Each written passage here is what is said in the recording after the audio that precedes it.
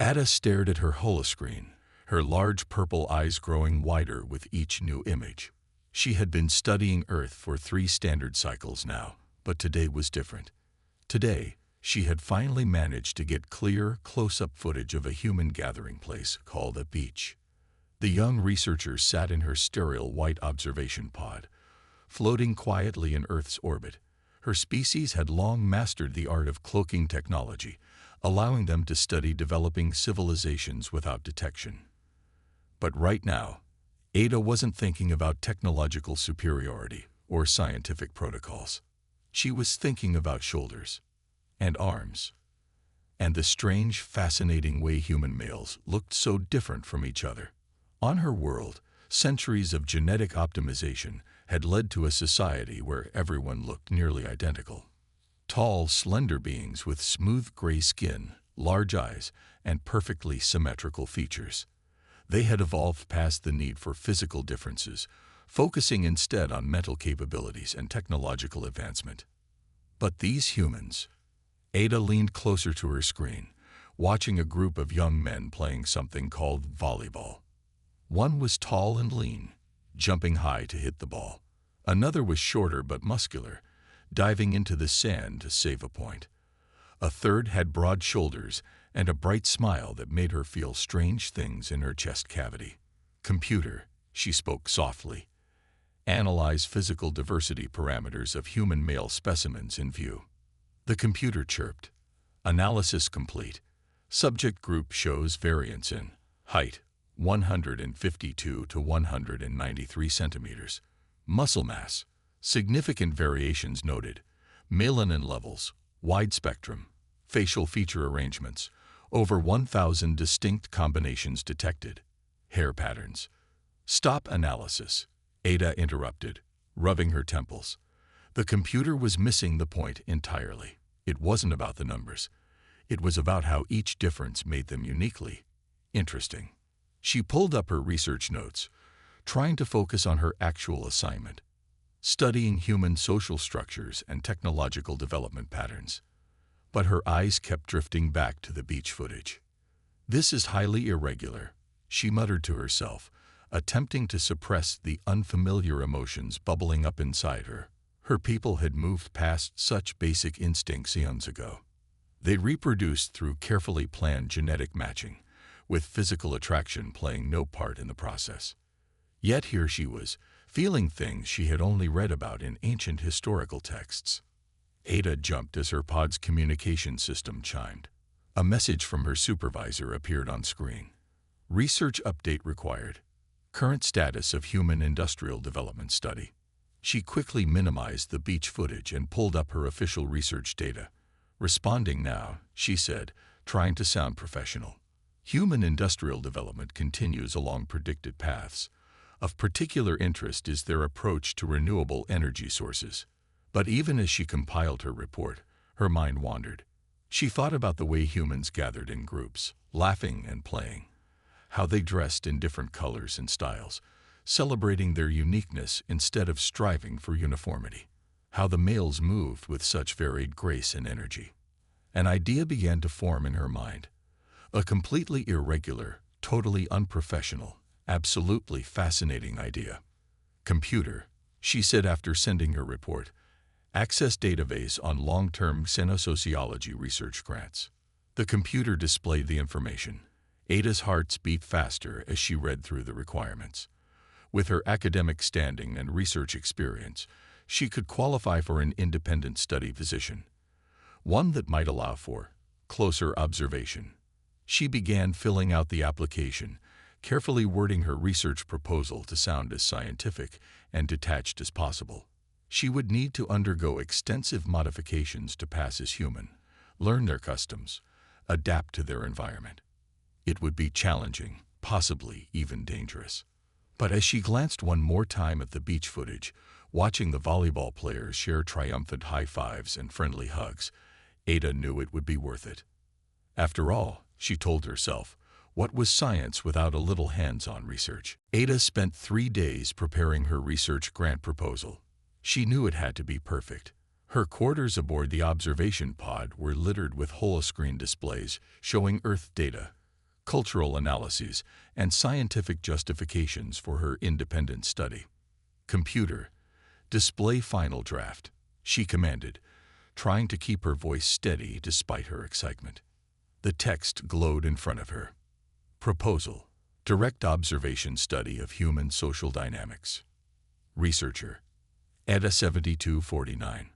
Focus: understanding human educational institutions and social development through immersive research.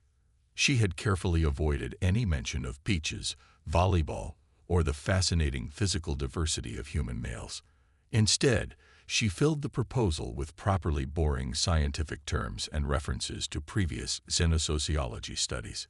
The computer chimed with an incoming call. Ada's heart sank when she saw who it was.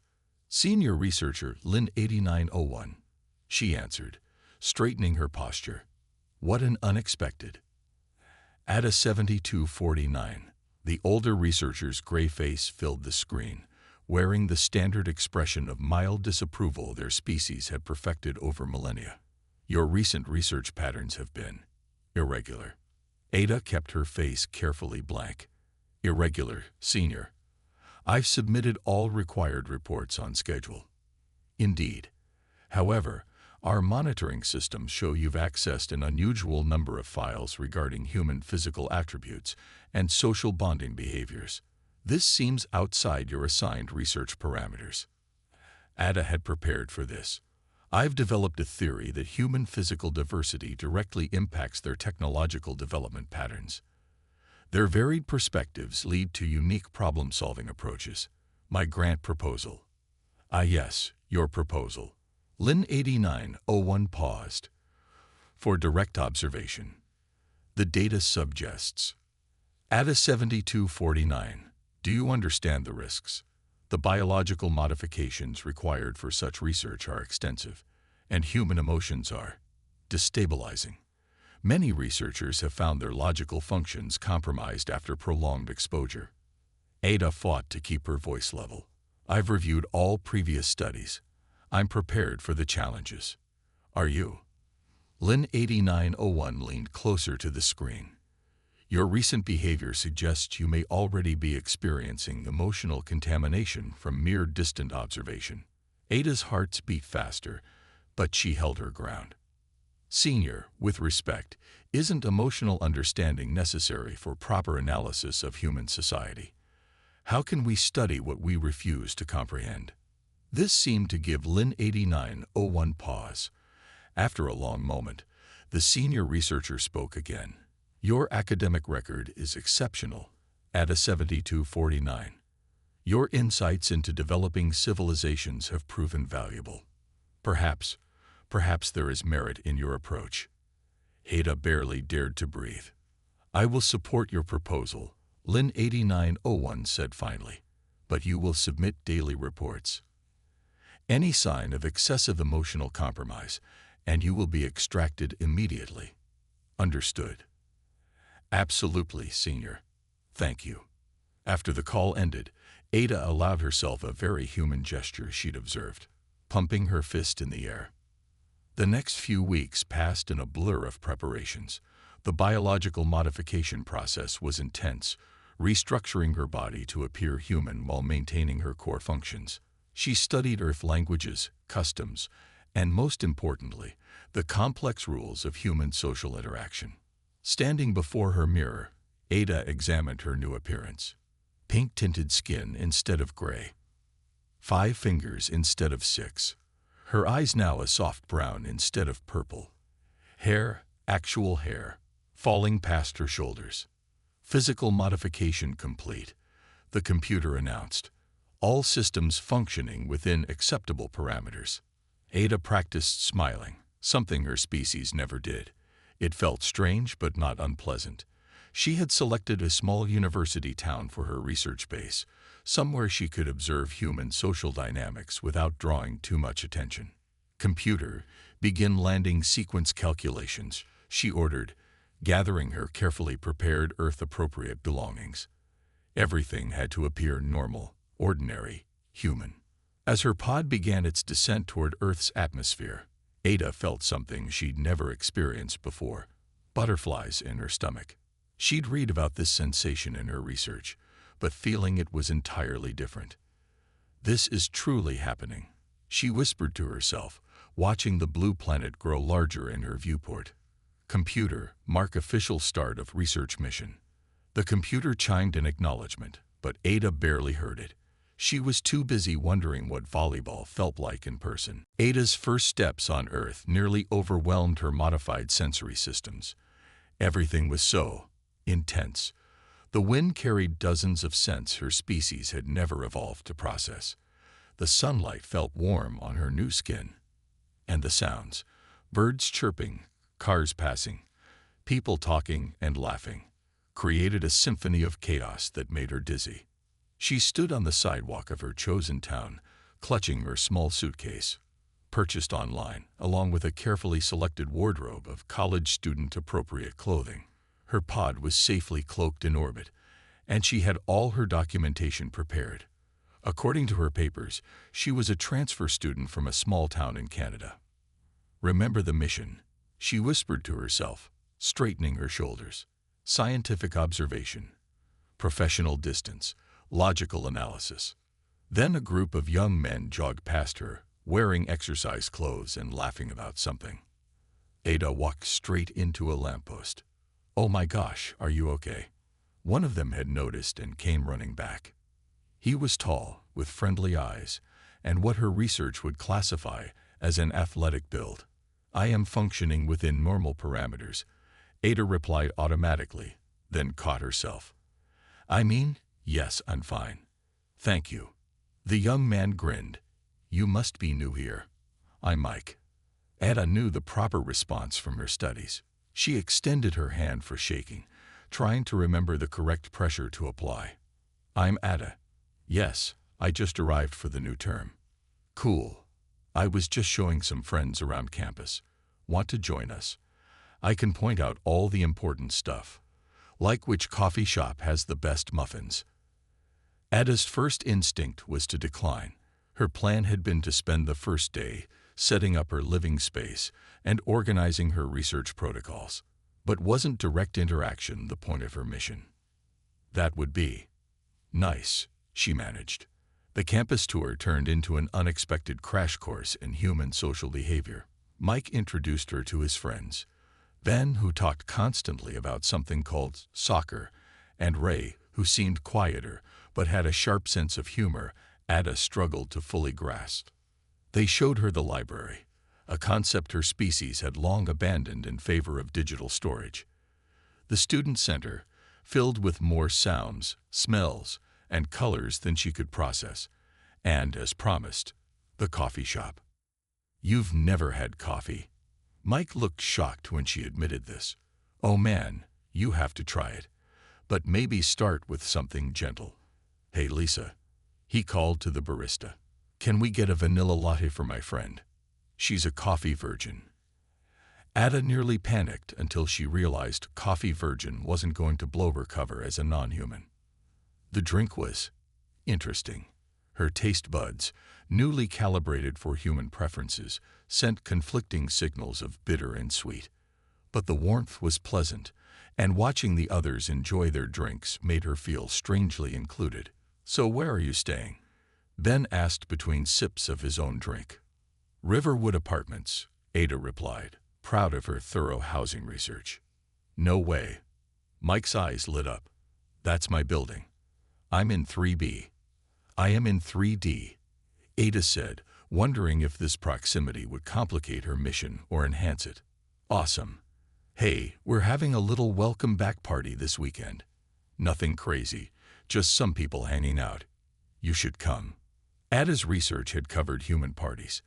They seemed chaotic and loud, full of complex social dynamics and potential for cultural missteps. The logical choice would be to decline.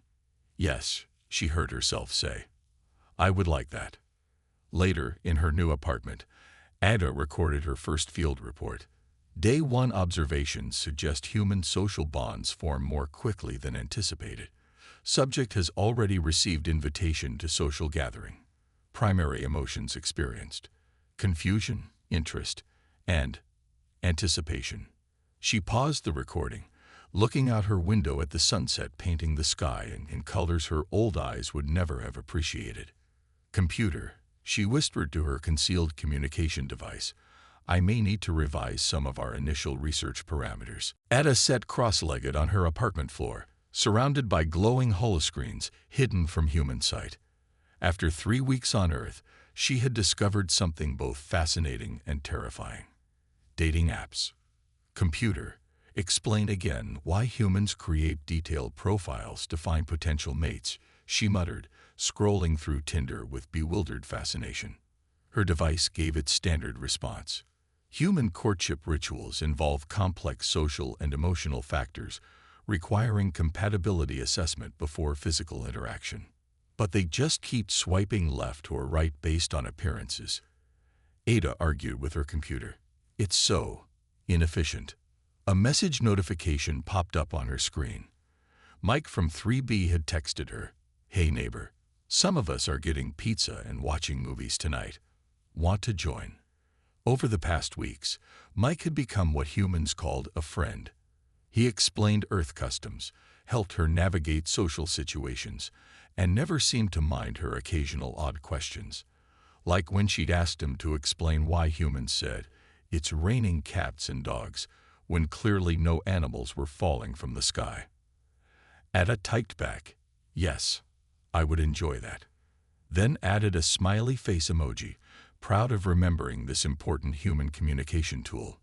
She closed her dating apps and stood up, checking her appearance in the mirror.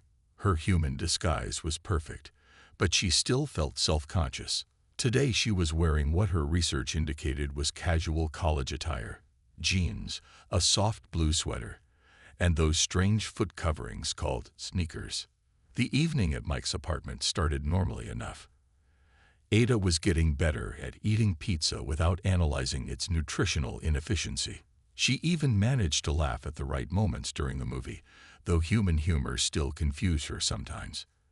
Then Mike's roommate Ben suggested they play Truth or Dare. Ada's research hadn't covered this ritual in detail. She watched nervously as others took turns asking questions or performing silly tasks. When Ben had to sing a pop song while hopping on one foot, everyone laughed, including Ada. She was starting to understand why humans enjoyed such seemingly pointless activities. "Ada, your turn." Mike smiled at her. Truth or dare? Her research indicated that truth questions often involved revealing personal information. Too risky. Dare, she said firmly. Mike thought for a moment. "I dare you to. Let us make you a dating profile." Ada's hearts, carefully hidden by her biological modifications, nearly stopped. "That is not. I don't." "Come on, it'll be fun." Lisa, who joined them from the coffee shop, pulled out her phone. "You're new in town. It's a great way to meet people." For the next 20 minutes, Ada endured the strangest experience of her mission so far. Her new friends debated her best angles for photos, argued about her bio, and gave her what they called dating tips. "No, you can't write that you're conducting research on human mating habits." Mike laughed, looking at her first attempt at a bio. "Even if it's true." Ada felt her face getting warm, another strange human reaction she was still getting used to. "I was attempting humor," she said quickly. "Here." Lisa took her phone. "Let's write something simple. New in town, love learning new things, looking for someone to explore with." "That's perfect." Mike gave Lisa a high five. "See, Ada, you'll be going on dates in no time." Later that night, back in her apartment, Ada recorded her daily research log. Human courtship customs are more complex than previously documented. They create detailed systems for finding mates, yet seem to rely heavily on chance and what they call chemistry, which has nothing to do with actual chemical reactions. She paused, looking at her new dating profile on her phone. 3 people had already matched with her. Additional observation, she added to her log. "I may need to conduct more thorough research on human romantic interactions. For scientific purposes only, of course." Her computer made a sound that almost seemed like a sigh. Ada sat stiffly in her apartment, looking at the holographic projection of senior researcher Lin 8901. She had hoped to avoid this conversation for a few more weeks. "What seems to be the problem, Senior?" she asked, trying to keep her voice steady. "Your latest field notes contain an unusually high number of references to emotional responses, and your research appears to have deviated significantly from the original parameters." Ada glanced nervously at her phone on the desk, where 3 unread messages from Mike waited. Earlier that day, he had noticed her almost slip up when she called a rainbow a fascinating display of light refraction, instead of just saying it was pretty. "I am maintaining scientific objectivity," Ada insisted. "My involvement in human social activities is necessary for authentic research, including this dating app you mentioned." Lin 8901's disapproval radiated through the hologram, and these frequent interactions with the human male designated as Mike. Ada felt her face getting warm, that annoying human reaction she still couldn't control. All part of understanding their social structures. "We're sending Inspector Rel 5632 for a standard evaluation," Lin 8901 announced. "Tomorrow." Ada's heart raced. An inspection would reveal how far her biological modifications had adapted to Earth, how her system had started producing actual human emotional responses, how she'd begun to genuinely enjoy things like pizza, movie nights, and Mike's terrible jokes. "That won't be necessary," she said quickly. "I can submit detailed reports. This is not a request." Ada 7249. The hologram flickered. "Prepare for inspection at 900 hours, Earth time." After the transmission ended, Ada paced her apartment. Her phone buzzed again. Mike was asking if she wanted to grab coffee before his morning class, the same time as her inspection. She typed back, "Can't tomorrow. Not feeling well." His response was immediate. "Want me to bring you soup? My mom's secret recipe cures everything." Ada smiled despite her worry. Humans and their bizarre belief in soup as medicine. Then she caught her reflection in the window, smiling for no logical reason at a text message. Lin 8901 was right. She was becoming emotionally compromised. Just then, her computer chimed with an alert. Someone had accessed her research files from the home system. They were reviewing all her data, including her personal logs about Mike, her thoughts on human emotions, her growing fascination with Earth culture. "Computer, encrypt personal observation files," she commanded. Unable to comply. Senior access override in effect. Ada sat down hard on her couch. She had a choice to make. She could delete her personal logs, rewrite her reports to be properly scientific and detached, pass the inspection. Her phone buzzed again. Mike had sent a picture of a cat with a funny caption. Something he did whenever she was feeling down. He couldn't know the real reason for her mood, but he was trying to cheer her up anyway. That simple act of kindness made her decision clear. Ada began typing rapidly on her hidden computer console. If she was going to break the rules, she might as well break them properly. "Computer, initiate Protocol Echo 7. Warning. Protocol Echo 7 will corrupt all research data older than 24 hours. Proceed." "Yes." "Warning. This action will alert Senior Research Command." "I know." Ada took a deep breath. "Execute." As her computer began scrambling her old research files, she picked up her phone and typed a message to Mike. "Actually, I could really use that soup tomorrow. And there's something I need to tell you." She looked out her window at the Earth sunset, still the most beautiful thing she'd ever seen, even after 2 months of watching them. "Computer, begin recording. Final research log. Hypothesis. Some things are more important than scientific objectivity. Beginning human phrase appropriate to situation. Here goes nothing." Ada sat in Mike's apartment, staring at the bowl of soup she hadn't touched. Mike sat across from her, waiting patiently while she struggled to find the right words. "You know how sometimes people aren't exactly what they seem," she finally said. Like how Ben pretends he doesn't watch romance movies but totally cries at them. Mike grinned. No, I mean, Ada took a deep breath. Like how someone might look human but actually be from another planet. Mike laughed, then stopped when he saw her serious expression. Ada, what are you talking about? She held up her hand and, focusing carefully, let her biological modifications flicker just enough to show her natural gray skin tone and 6 fingers for a brief moment. Mike's soup spoon clattered to the floor. I am a xenosociologist from a planet approximately 147 light-years from Earth, she said quickly, before she lost her nerve. I came here to study human culture, but she gestured helplessly at herself, at him, at the whole apartment. Things got complicated. Mike stood up and walked to his kitchen, came back with another spoon, picked up his fallen spoon, walked to the kitchen again, and finally sat back down. Okay, he said slowly. That's a lot to process. I understand if you want me to leave, Ada said quietly. Leave? Are you kidding? Mike leaned forward. It's crazy, but it's also amazing. You're telling me that aliens are real, they're advanced enough to look human, and they're interested enough in us to send researchers. Actually, I might have broken some rules about that, Ada admitted.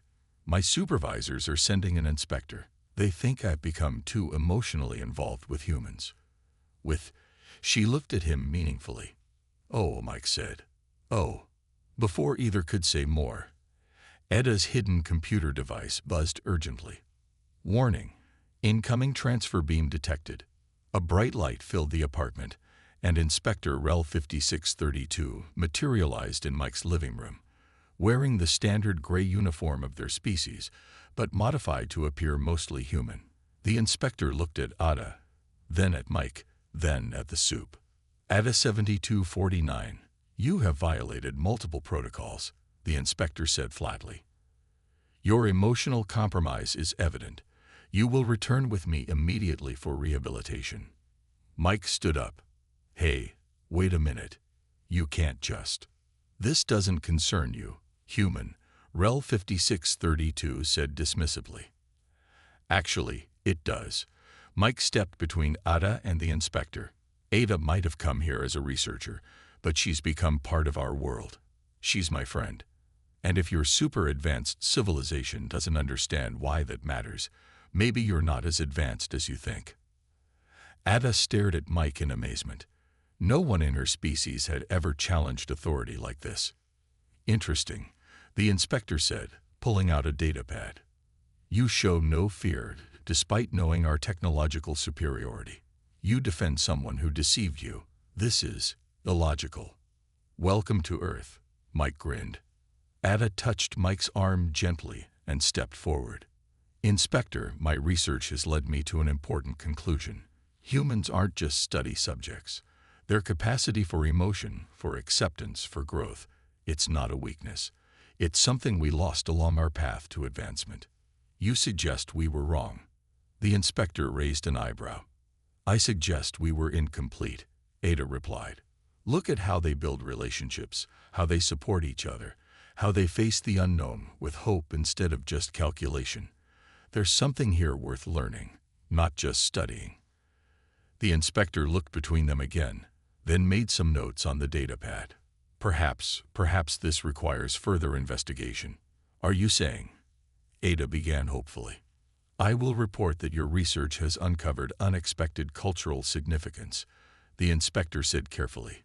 It may warrant expanded parameters and additional researchers.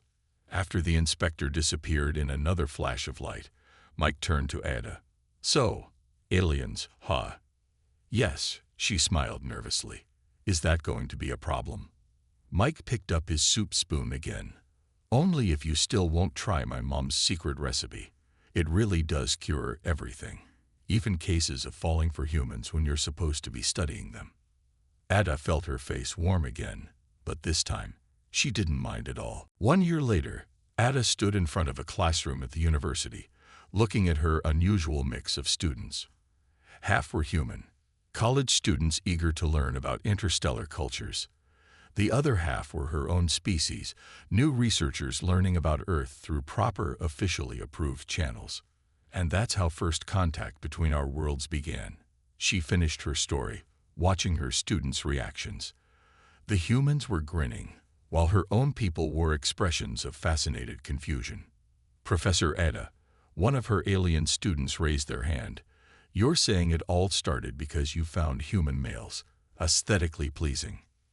I'm saying, Ada smiled, glancing at Mike, who was leaning against the doorframe waiting for her class to end, that it started because I was willing to look beyond pure data and experience human culture firsthand. After class, she and Mike walked across campus together. Students of both species passed them, some rushing to classes, others lounging on the grass enjoying the spring weather. The sight of humans and aliens casually interacting still amazed her sometimes. Hard to believe it's been a year since you tried to explain to your bosses why soup was a valid reason to change interplanetary policy. Mike chuckled, taking her hand. Actually, I think it was your speech about friendship that convinced them, Ada replied. The Research Council spent 3 months analyzing it. They still can't figure out how humans can form such strong bonds without any logical basis. And what did you tell them? That some things aren't meant to be figured out. She squeezed his hand. They're meant to be experienced. They reached the coffee shop where it had all started. Lisa still worked there, and now she was dating one of Ada's species, a researcher who had become fascinated by the concept of coffee art. The exchange program is going well, Ada said as they sat at their usual table. Though some of our researchers are having trouble with human emotions. Yesterday, one of them experienced their first brain freeze from drinking a slushie too fast. They thought they were dying. Mike laughed. Remember when you first tried ice cream? I submitted a 3-page report about the illogical human desire to consume frozen dairy products, Ava admitted. Now I can't imagine life without chocolate chip cookie dough. Her communication device buzzed. She didn't need to hide it anymore. Senior researcher Lynn 8901's face appeared. Ada, the council has reviewed your proposal, Lynn said without preamble. They've approved the expansion of the cultural exchange program. We'll be opening similar programs at universities across Earth. Thank you, Senior, Ada beamed. And the other matter. Lynn's face softened slightly. A big change from a year ago.